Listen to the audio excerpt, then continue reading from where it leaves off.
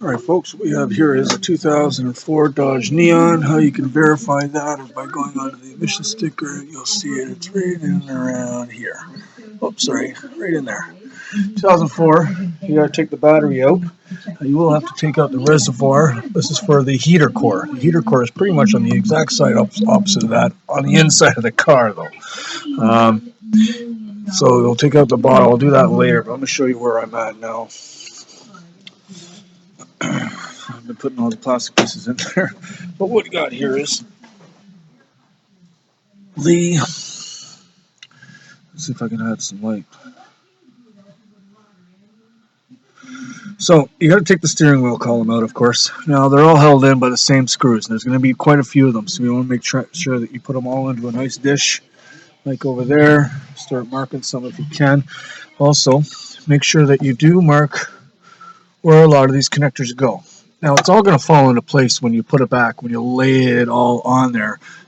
Electrical wires tend to find their own home back to where they're supposed to be when doing it, so keep that in mind. Now you can take the airbag out. There's a screw that's in. The hardest part you won't notice is there's a bolt in behind here. The only way to get it is to use a deep well socket. I think it's 13 mil, and you got to come up from behind, from underneath. You come up underneath and use a little ratchet and get up under there. Other than that, you need a little Phillips, or you get yourself an electric driver to make sure that the job goes down quicker. Now these bolts here for the steering column, put them back on here so you don't get them mixed up with anything else. There's two here and two in behind. Now there's also, right down there, you'll see there's a bolt that attaches it for the rack and pinion for your steering column. You want to loosen that almost completely off. And then there's, of course, just a couple of electrical connectors. And like I said, they're all going to fall into place. Now, there's a locking pin for your parking pin. What I did is you can take it off from the column here, but it snakes in behind and then comes up and down here. And what you do is you just take off, you just take off this cover here, and then it comes into here. What you do is you push on the pin, or push on the pin this way. Where is it? Oh, I have it down there. You push on the little plastic piece this way, not too hard, and then pull up. And that will release the little spring clip that's there. And then what you do is you press the spring clip like that, and it attaches down in on the arm here. That's the easiest way to get that off. Other than that, it's straightforward. Lefty loosey, righty tighty. Get all the little screws out. I'm going to be taking this whole column plastic piece off next. And then we'll need to take the cross member and get into the AC duct and all that, and the heating ducting in the behind. Now I'll start the video when I start doing that to show you where I'm at. This is all for the heater core, guys. Big job. Make sure you got the day out. You get to classify the whole day as we're doing this, because like I said, it's a big job. All this has got to come out. The car's going to look like it's going to be ready for a salvage, the wreckage yard by the time you're done. Basic tools that you'll need is 13 mil socket, 13 millimeter socket, some needle nose pliers, some extensions, Phillips screwdriver, flashlight, of course. Just a very extent. You're going to need a long Phillips right there as well, a long, probably about a foot long. The screwdriver I'm talking about, you'll need one of those. And the shorties, two Phillips for the shorties. That's just a flathead, but you need a Phillips. And a little ratchet, 1/4 inch drive, and from 1/2 inch all the way up to 17 mil. That's good to have sitting around just in case, just lay it down on the floor. And a little mirror. You might want a little mirror too. They help. Look behind, see where your clips are for the plastic dash. It's been about 5 minutes, so I'm gonna keep them short, 5 minutes long. Oh yes, make sure you empty your rad fluid, because you're taking the heater core out. You don't want all that radiator fluid inside the cabin of the vehicle. Make sure you empty that before you get started, and disconnect the battery. Pause it. Take it out. Keep it on a charger for the time being while you're doing all this. Okay, see you in a bit. What I wanted to add as well, when you're taking out this airbag, be very careful with it, guys. You don't want it going off. If it goes off, you're in a lot of trouble. It's going to hurt. I'll tell you that right now. There is, over on the driver's side, there is, I don't want to turn the camera too much, there's two fuses right here. Take them out. both for the airbags, driver's side, passenger side, or passenger side, driver's side, with each or. And just be careful. Like I said, once you unclip it, then you can take it right out. I just want people to be careful to make sure. Now, what I'll do is I'll show you the trunk. Sorry, I'll get this out. I can't get in there now.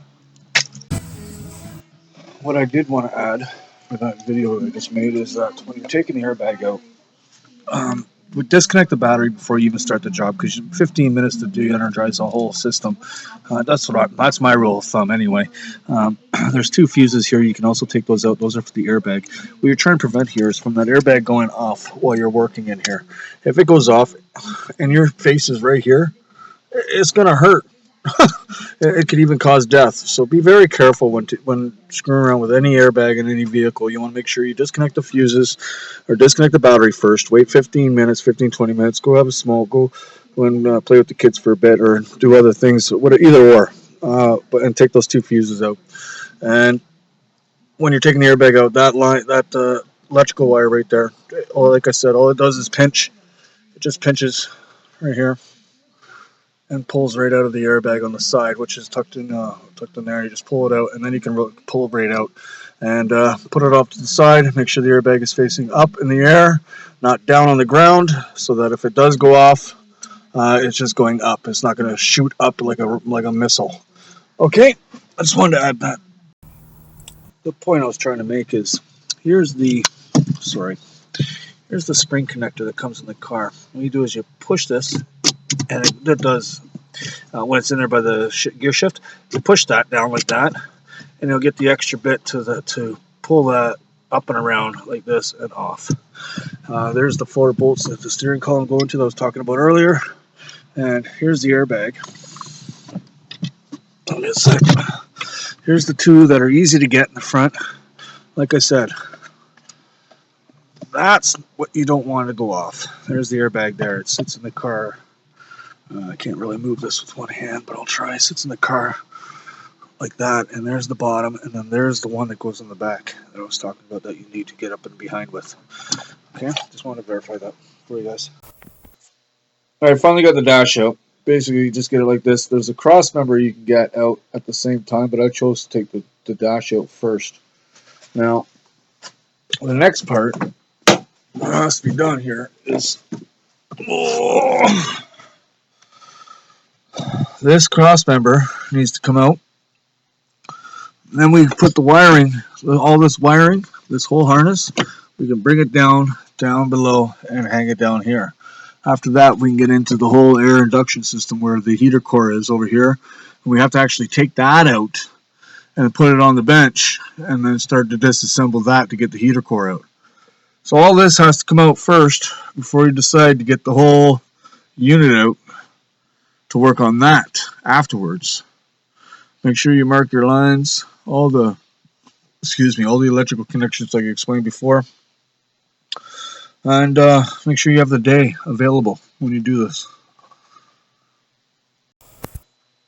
Alright, once you get of course, the plastic all out of the front dash, next thing you gotta do is you gotta remove the fail rail.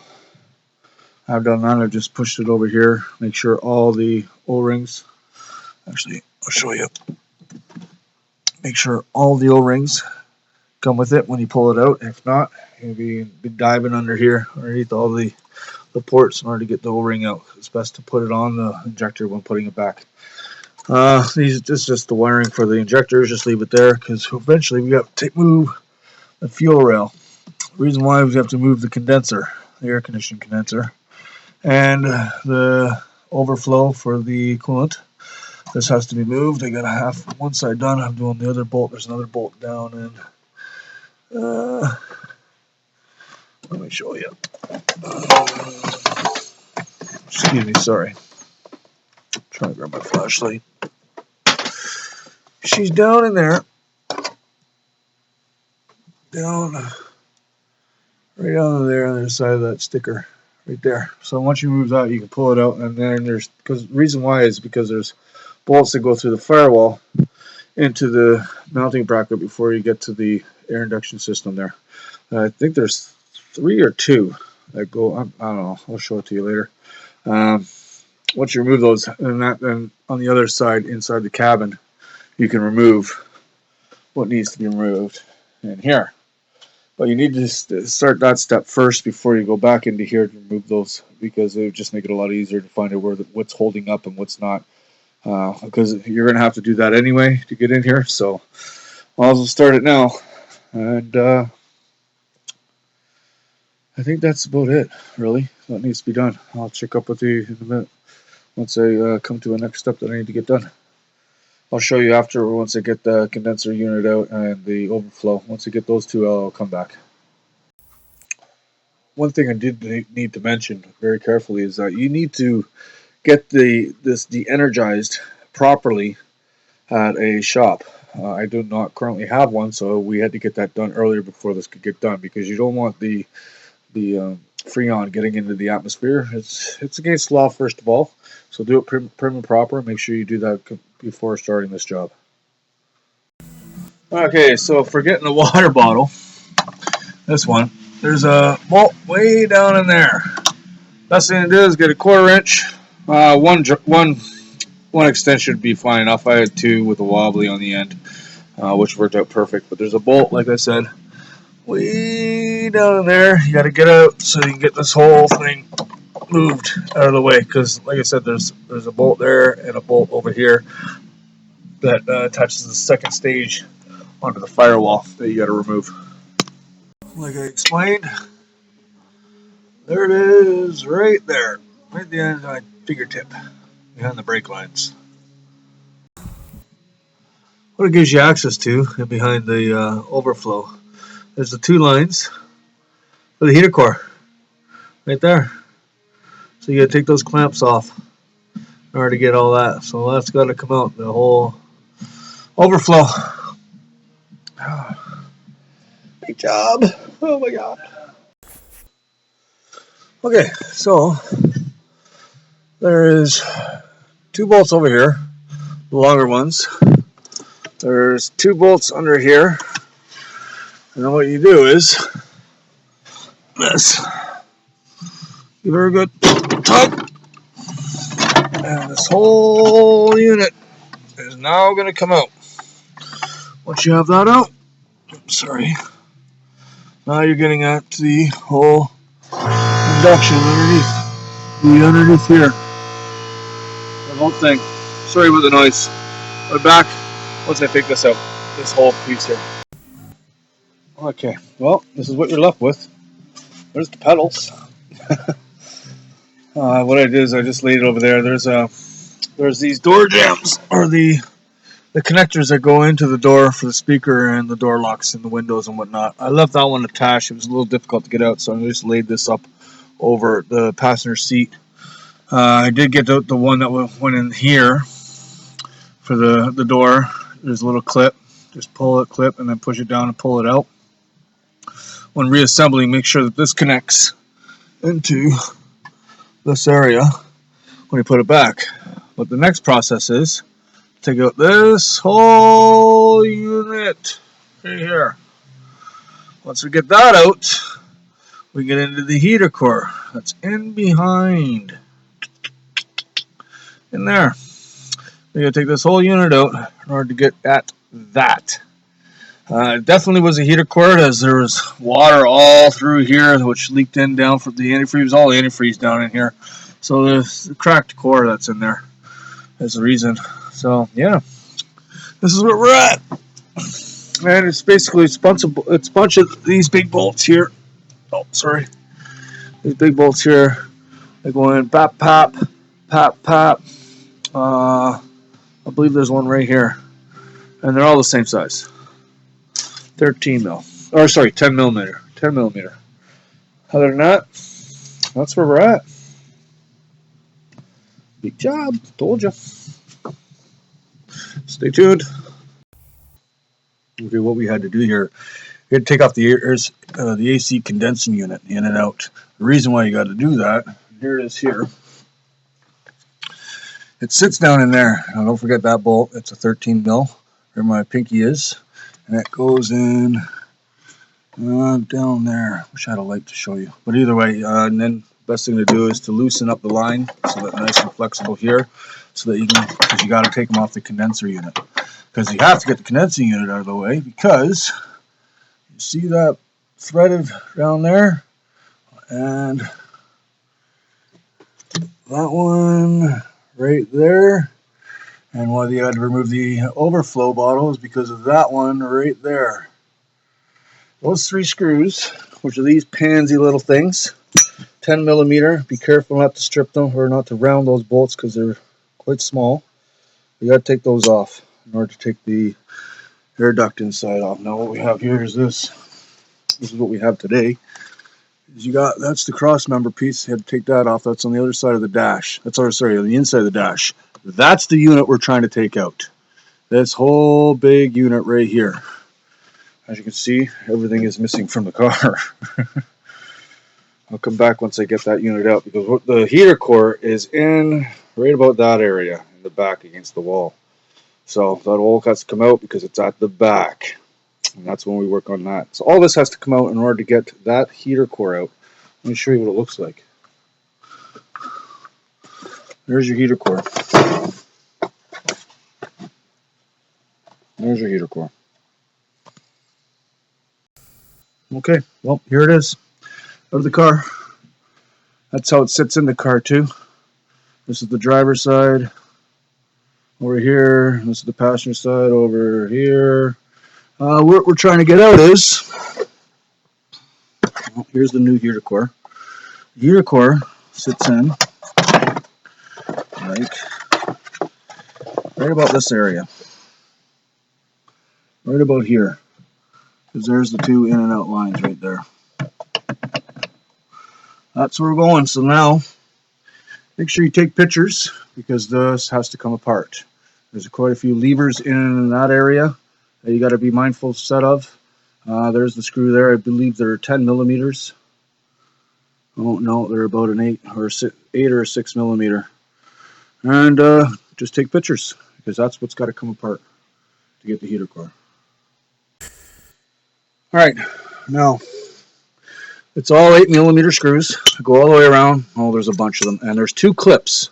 One clip is hidden behind the foam. So when you're taking the foam off, and it's hidden behind this one, the AC one. Or actually this one. When you take it off, use a flathead. Make sure you peel it nice and straight. It's still kind of sticky. See? So we'll go back on. There's the top half. Once you get all the screws out, make sure you get them all out. Don't pry, don't pull, because you'll break it. It's plastic, remember that. And here's the fan. This one's a little stiff for my liking, so I'm going to have to go look at that and make sure that that's nice. It should rotate just by your finger. Here's your heater core. That's where it is. All that for that little prize. And here we are with the new heater core. Remember, you got to remember there's a plastic piece when you buy it. You got to take that off. You're going to think it doesn't fit at first. There's the AC condenser unit. Make sure that rubber piece is on the top when you put it back to assemble. Other than that, that's all it is. It just pulls straight off once you get the screws. It's down there. I'm about to reassemble, put in all those screws, and do the reverse process of what we just started here. Can't believe all that for a $40 to $60 part.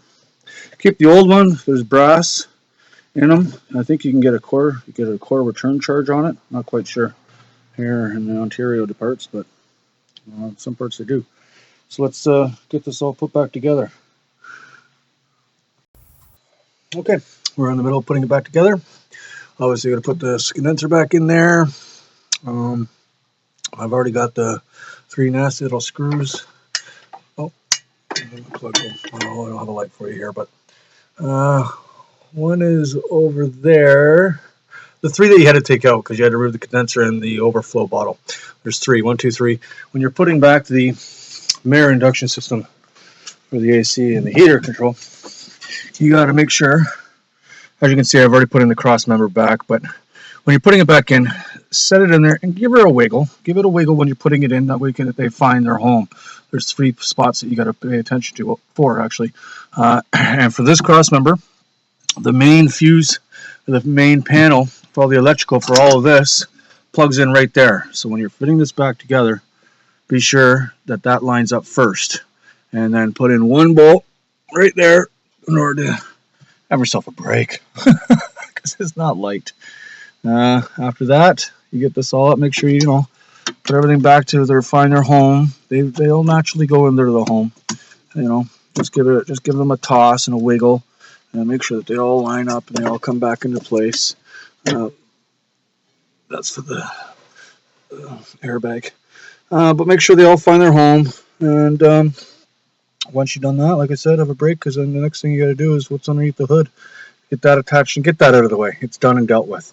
Put the battery in last, because after this, we put the airbag in, we put the steering column on, and we put all that other plastics that covers up all this nastiness.